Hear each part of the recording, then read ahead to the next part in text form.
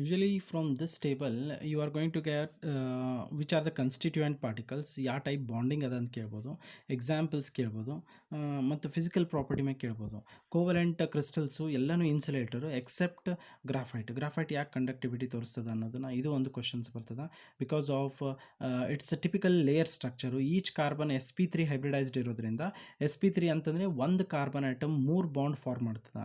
But ಒಂದು ಕಾರ್ಬನದ್ದು valency 4, but ಅದು 4 valency ಒಳಗೆ 3 ಎಲೆಕ್ಟ್ರಾನ್ ಮಾತ್ರ ಬಾಂಡಿಂಗ್ ತೊಗೋತದೆ. ಒಂದು ಅನ್ಪೇರ್ಡ್ ಫ್ರೀ ಎಲೆಕ್ಟ್ರಾನ್ ಇರೋದ್ರಿಂದ ಅದು ಕಂಡಕ್ಟಿವಿಟಿ ತೋರಿಸ್ತದೆ.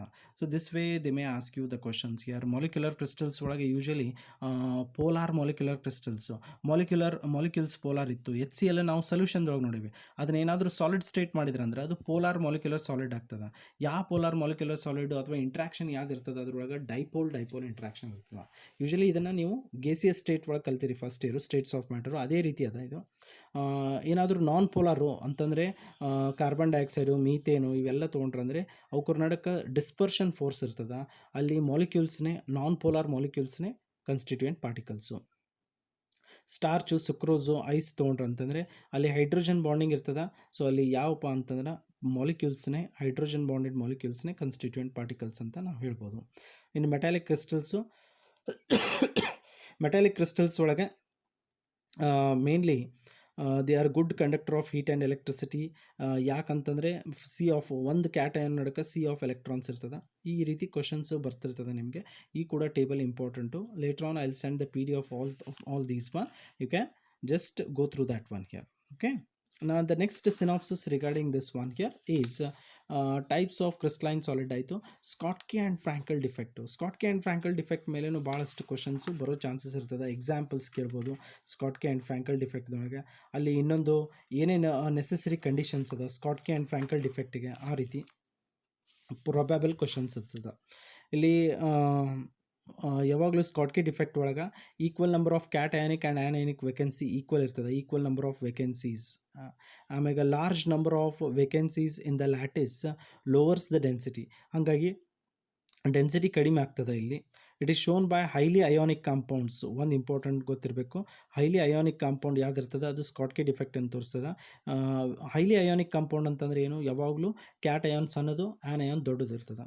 Which have a high coordination number high ಇರಬೇಕು. And small difference in the size of cation and anion. Small difference ಇರಬೇಕು. ಆಲ್ಮೋಸ್ಟ್ ಕ್ಯಾಟಯನು ಮತ್ತು ಆ್ಯನಯನ್ ಸೈಜು ಸಿಮಿಲರ್ ಇದ್ದಾಗ ಅದು ಯಾವುದಪ್ಪ ಅಂತಂದರೆ NaCl, KCl, KBr, silver bromide, all these salts will exhibit Schottky defect. Frenkel defect ಒಳಗೆ ಹೋತಂದ್ರೆ ಇದ್ರದ್ದು opposite ಇರ್ತದೆ. ಅಲ್ಲಿ large difference in the size of the cation and anion. Cation ಭಾಳ ಸಣ್ಣದಿರ್ತದೆ, ಆ್ಯನಯನ್ ಭಾಳ ದೊಡ್ಡದಿರಬೇಕು. AgCl, AgBr, AgI ಈ ರೀತಿ ಸಾಲಿಡ್ಸು ದೇ ವಿಲ್ ಶೋ. ಯಾವ ರೀತಿ ಸಾಲಿಡ್ಸು ಅದರೊಳಗೆ ಕ್ಯಾಟಯನ್ಸ್ ಅನ್ನೋದು ಆ್ಯನಯನ್ ದೊಡ್ಡದು ಯಾವ ಸಾಲಿಡ್ಸ್ ಇರ್ತದಲ್ಲ ಆ ಸಾಲಿಡ್ಸ್ ಒಳಗೆ ಫ್ರಾಂಕಲ್ ಡಿಫೆಕ್ಟ್ ಕಾಣುವಂಥದ್ದು ಭಾಳ ಇರ್ತದೆ. ಓಕೆ. ನೆಕ್ಸ್ಟು ಇದು ಸ್ಕಾಟ್ಕಿ ಮತ್ತು ಫ್ರಾಂಕಲ್ ಡಿಫೆಕ್ಟು ಎಕ್ಸಾಂಪಲ್ಸ್ ಕೂಡ ಆಯಿತು. ಅದ್ರ ಮೇಲೆ ಕ್ವಶನ್ಸ್ ಬರೋ ಚಾನ್ಸಸ್ ಇರ್ತದೆ. ಮ್ಯಾಗ್ನೆಟಿಕ್ ಪ್ರಾಪರ್ಟೀಸ್ ಮೇಲೆ ಕ್ವಶನ್ಸ್ ಬರ್ತದೆ. ಮ್ಯಾಗ್ನೆಟಿಕ್ ಅಂತಂದರೆ ಪ್ಯಾರಾಮ್ಯಾಗ್ನೆಟಿಕ್ಕು, ಡಯಾಮ್ಯಾಗ್ನೆಟಿಕ್ಕು ಆ ರಿಲೇಟೆಡ್ ಕ್ವಶನ್ಸು ಬರೋ ಚಾನ್ಸಸ್ಸು ಭಾಳ ಇರ್ತದೆ. ಇಲ್ಲಿ ಮೇನ್ ಇಂಪಾರ್ಟೆಂಟ್ ಎಕ್ಸಾಂಪಲ್ಸ್ ಕೇಳ್ತಾರೆ. ಇದರೊಳಗೆ ಯಾವುದು ಪ್ಯಾರಾಮ್ಯಾಗ್ನೆಟಿಕ್ಕು, ಯಾವುದು ಆ್ಯಂಟಿಫೆರೋಮ್ಯಾಗ್ನೆಟಿಕ್ ಅಂತೇಳಿ. ಮೇನಾಗಿ ಫಸ್ಟು ಯಾವುದು ಎಕ್ಸ್ಟರ್ನಲ್ ಮ್ಯಾಗ್ನೆಟಿಕ್ ಫೀಲ್ಡಿಗೆ ಅಟ್ರ್ಯಾಕ್ಟ್ ಆಗ್ತದೆ ಅದಕ್ಕೆ ಪ್ಯಾರಾಮ್ಯಾಗ್ನೆಟಿಕ್ ಇರ್ತೀವಿ. ಎಕ್ಸ್ಟರ್ನಲ್ ಮ್ಯಾಗ್ನೆಟಿಕ್ ಫೀಲ್ಡಿಗೆ ಯಾಕೆ ಅಟ್ರ್ಯಾಕ್ಟ್ ಆಯ್ತಪ್ಪ ಅಂತಂದ್ರೆ ಅದರೊಳಗೆ ಅನ್ಪೇಯ್ಡ್ ಎಲೆಕ್ಟ್ರಾನ್ಸ್ ಇರ್ತದೆ, presence of unpaid electron. Next diamagnetic ಅಂತಂದ್ರೆ ಎಕ್ಸ್ಟರ್ನಲ್ ಮ್ಯಾಗ್ನೆಟಿಕ್ ಫೀಲ್ಡಿಂದ ರಿಪೆಲ್ ಆಗ್ತದೆ. ಯಾಕೆ ರಿಪೆಲ್ ಆಯ್ತು ಅಂದ್ರೆ ಅಲ್ಲಿ ಅನ್ಪೇರ್ಡ್ ಎಲೆಕ್ಟ್ರಾನ್ ಇರೋದಿಲ್ಲ. ಎಲ್ಲ ಎಲೆಕ್ಟ್ರಾನ್ ಏನಾಗಿರ್ತದೆ ಅಂದ್ರೆ ಈ ರೀತಿ ಪೇರ್ ಆಗಿರ್ತದೆ. ಅನ್ಪೇರ್ಡ್ ಎಲೆಕ್ಟ್ರಾನ್ ಅವೈಲೇಬಲ್ ಇರೋದಿಲ್ಲ, ಆ ಎಲ್ಲ ಎಲೆಕ್ಟ್ರಾನ್ ಪೇರಪ್ ಆಗಿರ್ತದೆ. ಹಾಗಾಗಿ ಅದು ರಿಪೆಲ್ ಆಗ್ತದೆ ಮ್ಯಾಗ್ನೆಟಿಕ್ ಫೀಲ್ಡಿಂದ. ಅದನ್ನು ನಾವು example KCl, NaCl, titanium oxide example ಕೂಡ ಇಂಪಾರ್ಟೆಂಟು. ಪ್ಯಾರಾಮ್ಯಾಗ್ನೆಟಿಕ್ ಅಂತಂದ್ರೆ ಅಟ್ರ್ಯಾಕ್ಟ್ ಆಗ್ತದೆ. ಯಾಕಂತಂದ್ರೆ ಅನ್ಪೇಯ್ಡ್ ಎಲೆಕ್ಟ್ರಾನ್ ಅದಾವು. ಇಲ್ಲಿ ಅನ್ಪೇಯ್ಡ್ ಎಲೆಕ್ಟ್ರಾನ್. ಈ ಅನ್ಪೇಯ್ಡ್ ಎಲೆಕ್ಟ್ರಾನ್ ಜಾಸ್ತಿ ಇದ್ವು ಅಂತಂದ್ರೆ ಅದನ್ನು ನಾವೇನಂತೀವಿ ಫೆರೋಮ್ಯಾಗ್ನೆಟಿಕ್ ಅಂತೀವಿ. ಜಾಸ್ತಿ ಅನ್ಪೇಯ್ಡ್ ಎಲೆಕ್ಟ್ರಾನು ಸ್ಟ್ರಾಂಗ್ ಆಗಿ ಅಟ್ರ್ಯಾಕ್ಟ್ ತೋರಿಸ್ತದೆ external magnetic. Iron, cobalt, nickel, chromium oxide ಇವೆಲ್ಲ ಫೆರೋಮ್ಯಾಗ್ನೆಟಿಕ್ ತೋರಿಸ್ತದೆ. ಪ್ಯಾರಾಮ್ಯಾಗ್ನೆಟಿಕ್ ಆಕ್ಸಿಜನ್ನು Cu2+, Fe2+, ಇವೆಲ್ಲ ಪ್ಯಾರಾಮ್ಯಾಗ್ನೆಟಿಕ್ ಕ್ಯಾರೆಕ್ಟರ್ನ ತೋರಿಸ್ತದೆ. ಈ ಎಕ್ಸಾಂಪಲ್ಸ್ ಅದು ನಿಮಗೆ ನೆನಪಿರಬೇಕು, ಗೊತ್ತಿರಬೇಕು. ಇದಕ್ಕೆ ರಿಲೇಟೆಡ್ ಕ್ವಶನ್ಸ್ ಬರೋದ್ರಿಂದ ಇದಕ್ಕೆ ನಾವು ಇಂಪಾರ್ಟೆನ್ಸ್ ಕೊಡಬೇಕು. ಆ್ಯಂಟಿಫೆರೋಮ್ಯಾಗ್ನೆಟಿಸಮ್ ಅಂತಂತಂದರೆ ಅನ್ಪೇರ್ಡ್ ಎಲೆಕ್ಟ್ರಾನ್ ಇದ್ದೂ ಕೂಡ ಎಕ್ಸ್ಟರ್ನಲ್ ಮ್ಯಾಗ್ನೆಟಿಕ್ ಫೀಲ್ಡಿಗೆ ರಿಪೆಲ್ ಆಯ್ತಂದರೆ ಆ್ಯಂಟಿಫೆರೋ ಮ್ಯಾಗ್ನೆಟಿಕ್ಸ್ ಅಂತೀವಿ. ಯಾಕೆ ಇದು ರಿಪೆಲ್ ಆಯಿತು? ಅನ್ಪೇರ್ಡ್ ಎಲೆಕ್ಟ್ರಾನ್ ಇದ್ದರೂ ಸ್ಟ್ರಾಂಗಾಗಿ ಅಟ್ರಾಕ್ಟ್ ಆಗೋ ಬದಲಿ ರಿಪೆಲ್ ಯಾಕಾಯ್ತಪ್ಪ ಅಂತಂದರೆ, ಇಲ್ಲಿ ಒಂದೊಂದು ಅನ್ಪೇರ್ಡ್ ಎಲೆಕ್ಟ್ರಾನು ಒಂದೊಂದು ಮ್ಯಾಗ್ನೆಟಿಕ್ ಡೊಮೇನನ್ನು ಪ್ರೊಡ್ಯೂಸ್ ಮಾಡ್ತದ. ಏನು? Magnetic domains. ಈ ಮ್ಯಾಗ್ನೆಟಿಕ್ ಡೊಮೇನ್ಸು ರ್ಯಾಂಡಮ್ ಆಗಿ ಡಿಸ್ಟ್ರಿಬ್ಯೂಟ್ ಆಗಿರ್ತದೆ, ಅಲ್ಲಿ ಇಲ್ಲಿ ಅಲ್ಲಿ ಇಲ್ಲಿ ರ್ಯಾಂಡಮ್ ಆಗಿ. ಅದು ಎಕ್ಸ್ಟರ್ನಲ್ ಮ್ಯಾಗ್ನೆಟಿಕ್ ಫೀಲ್ಡ್ದೊಳಗೆ in case of antiferromagnetic solids ಒಳಗೆ ಆ ಡೊಮೇನು ಅಪೋಸಿಟ್ ಆಗಿ ಅಲೈನ್ ಆಗಿಬಿಡ್ತದ ಎಕ್ಸ್ಟರ್ನಲ್ ಮ್ಯಾಗ್ನೆಟಿಕ್ ಫೀಲ್ಡ್ದೊಳಗೆ. ಈ ಅಫ್ಕೋರ್ಸ್ ಅನ್ಪೇರ್ಡ್ ಎಲೆಕ್ಟ್ರಾನ್ ಅದಾವು, ಇದರಿಂದ ಡೆವಲಪ್ ಆಗಿರ್ತಕ್ಕಂಥ ಮ್ಯಾಗ್ನೆಟಿಕ್ ಮೂಮೆಂಟು, ಇದರ ನೆಕ್ಸ್ಟ್ದಿಂದ ಆಗಿರ್ತಕ್ಕಂಥ ಮ್ಯಾಗ್ನೆಟಿಕ್ ಮೂಮೆಂಟು, ಅದರದ್ದು ಎರಡು ಡೊಮೇನು ಈಕ್ವಲ್ ಆ್ಯಂಡ್ ಅಪೋಸಿಟ್ ಇರೋದ್ರಿಂದ ಕ್ಯಾನ್ಸಲ್ ಆಗಿ ಅದು ರಿಪೆಲ್ ಆಗ್ಲಿಕ್ಕೆ ಚಾಲು ಮಾಡ್ತದೆ. Even the presence of unpaired electron they show repulsion from the external magnetic field. Example, manganese oxide, V2O3, vanadium oxide here, and nickel oxide are the examples here. Ferrimagnetism ಅಂತಂದರೆ ಇಲ್ಲಿ the magnetic property lies between paramagnetic and ferromagnetic solids. ಹಾಗಾಗಿ parallel and anti parallel ಆಗಿ alignment ಆಗಿರ್ತದೆ. ಇಲ್ಲಿ magnetic domains ಹೇಳಿದ್ನಲ್ಲ, in presence of external magnetic ಫೀಲ್ಡ್ದೊಳಗೆ anti parallel ಅಂದರೆ ಒಂದು ಪ್ಯಾರಲಲ್ಲು ಇನ್ನೊಂದು ಆ್ಯಂಟಿ ಪ್ಯಾರಲಲ್ ಆಗಿ ಯಾವಾಗಲೂ they are aligned here. Okay, example ferric oxide here, Fe3O4, this one here, all the ferrites are an examples for this one here. Okay, so these are example, MgFe2O4, CuFe2O4 are the examples for ferrimagnetism here. Okay, ಇದು ಬರುವಂಥದ್ದು part. Next ನಿಮ್ಗೆ electrical properties